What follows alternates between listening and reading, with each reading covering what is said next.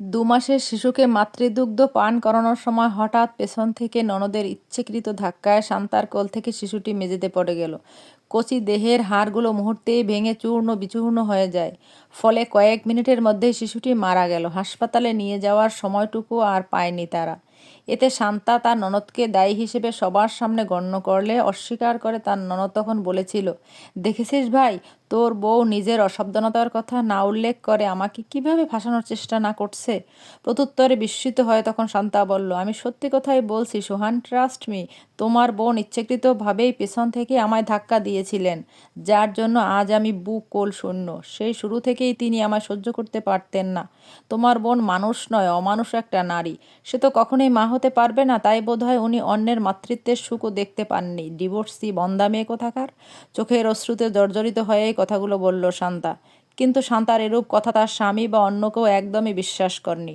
সন্তান মারা যাওয়ার বেদনায় শান্তার স্বামীও এখন নিস্তব্ধ।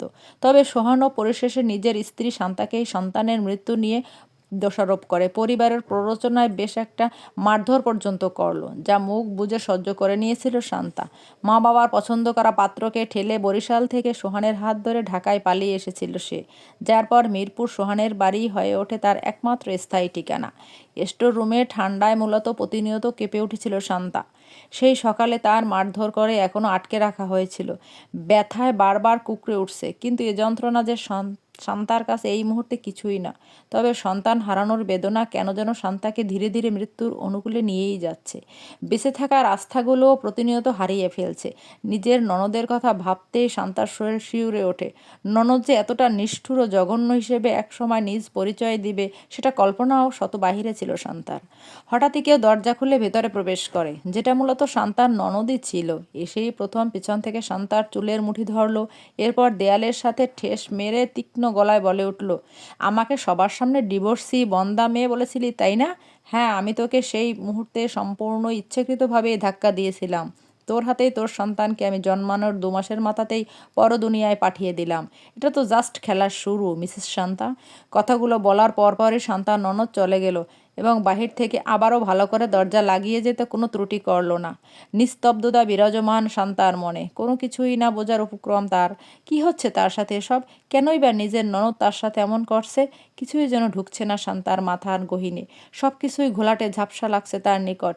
ডুকরে ডুকরে কাঁদছে শান্তা। হঠাৎ আবারও দরজা খোলার শব্দ শুনে এবার একটু নড়েচড়ে উঠল সে। অতএব দরজা খুলে ভেতরে প্রবেশ করল সোহান, যাকে দেখা মাত্রই শান্তা উঠে দাঁড়িয়ে একটা বারের জন্য হলেও জড়িয়ে ধরার আপ্রাণ চেষ্টা করছিল। কিন্তু শান্তা ব্যর্থ হয়। পর মুহূর্তেই সোহানের তীব্র প্রহারে কপালের কিঞ্চিত পরিমাণ কেটে সেখান থেকে রক্তের সূত্রপাত হতে আরম্ভ করে শান্তার। অতঃপর প্রচণ্ড রাগান্বিত হয়ে সোহান বলল, খবরদার, তুই আমার কাছে আসার একদমই চেষ্টা করবি না। আমার নিষ্পাপ সন্তানের খুনি কোথাকার। বাম হাত দিয়ে কিঞ্চিত কেটে যাওয়া স্থান চেপে ধরে শান্ত উত্তরে বলল, এসব কি বলছো সোহান? মা হয় আমি কেন নিজের গর্ভের সন্তানের খুনি হতে যাব? স্বয়ং তোমার ওই বোন, যে মূলত সবার সম্মুখে ভালো মানুষের মুখোশ পরে থাকে, সেই আমাকে তখন পিছন থেকে ইচ্ছাকৃতভাবে তীব্র শক্তিতে ধাক্কা দিয়েছিল, যার ফলস্বরূপ মাতৃদুগ্ধ পান করা অবস্থায় কোল থেকে আমার 2 মাসের নিষ্পাপ শিশুটি মেঝেতে পড়ে গিয়ে মারা যায়। Just enough Shanta. কেন তুই আমার বোনকে সম্পূর্ণভাবে বাজে কথা বলছিস? নিজের দোষ ভুল ঢাকার জন্য তুই এভাবে আমার বোনকে ফাঁসানোর চেষ্টা করছিস। শুধুমাত্র তোর অসাবধানতার কারণে আজ আমার সন্তান নেই এ ভুবনে। তুই তো মা নামের কলঙ্ক। সন্তানের প্রতি এতটা অন্যমনস্ক মা হয় তুই কি করে হতে পারিস? আচমকাই সোহানের মা এসে বলল, তোকে সেই প্রথমেই বলে সোহান, এই মেয়ে একদমই ভালো না, শতবার ভেবে দেখতে। কিন্তু তুই আমার কথা সেদিন মোটেও শুনিসনি। আমাদের প্রত্যেকেরই পছন্দ আমার ভাইয়ের সুন্দরী শিক্ষিত মেয়েকে প্রত্যাখ্যান করে গ্রামের এই কোনো নিচু বংশের মেয়েকে বিয়ে করে বাড়িতে এনেছিস সেদিন। আমার ভাইয়ের মেয়ের নখেরও যোগ্য ছিল না এই মেয়ে। তবুও আমি মেনে নিয়েছিলাম সেদিন, শুধু তোর এই মুখচ্ছবিটার দিকে তাকিয়ে। না হলে এমন মেয়ে আমাদের বাড়ির বউ তো শত দূরের কাজের মেয়ে হওয়ারও যোগ্যতা রাখে কিনা বেশ তার সন্দেহ আছে। আর এমনিতেও তোর বউ আমার মেয়েকে যেভাবে উঠে পড়ে লেগেছে ফাঁসানোর জন্য, আমার তো মনে হচ্ছে ও ইচ্ছাকৃতভাবেই নিজের কোল থেকে নিজের সন্তানকে ফেলে নিয়ে নাটক করছে। এখনও বলছি সোহান, ভালো করে খোঁজ খবর নিয়ে দেখ আড়ালে কারোর সাথে তোর স্ত্রী অবৈধ সম্পর্ক আছে কিনা। নিজের শাশুড়ির মুখ থেকে এরূপ ক্রুচিপূর্ণ গলার স্বর শুনে শান্তা আর চুপ থাকতে পারল না। এক প্রকার কান্না মিশ্রিত কণ্ঠে এসে সঙ্গে সঙ্গে উত্তর দিল, আপনি ভুল ভাবছেন মা। চুপ করো, তোমার কথাবার্তা অবধি শুনলে পর্যন্ত আমার গা জ্বলে ওঠে।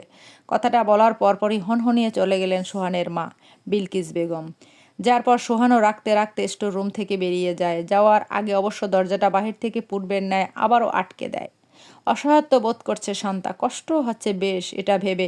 শেষ অবধি কোনো নিজের ভালোবাসার মানুষ তার কথা শুনলো না, তাকে বিশ্বাসও করলো না। সিজারের সন্তান হয়েছিল শান্তার, সেলাইয়ের স্থানে বেশ একটা যন্ত্রণাও হচ্ছে তার। আজ বেশ কয়েকদিন যাবৎ স্টোর রুমে এভাবে পড়েছিল শান্তা। তবে বাড়ির সমস্ত কাজকর্মে শান্তাকে যেন তারা খাটিয়ে মারার আপ্রাণ চেষ্টা করেই যাচ্ছে। এভাবেই প্রতিনিয়ত বিভিন্নভাবে হেনস্থা, অপমান, অত্যাচারে বেশ খানিক মাস কেটে গেল শান্তার।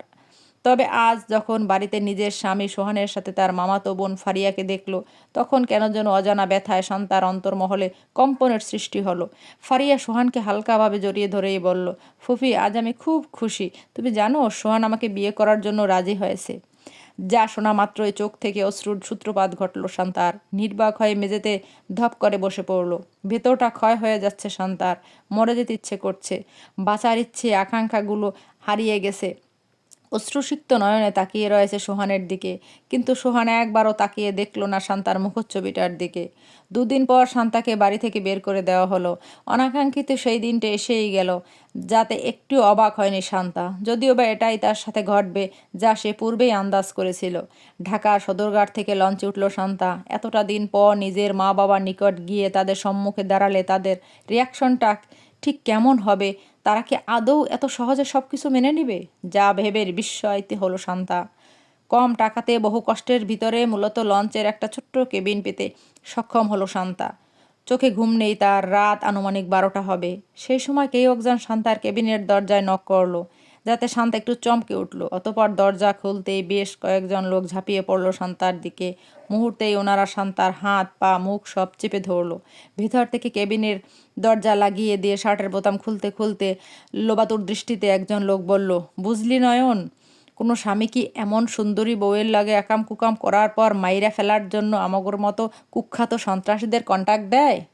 কিছুক্ষণের মধ্যেই সমস্ত পৃথিবীর মায়া ত্যাগ করে হারিয়ে গেল শান্তা।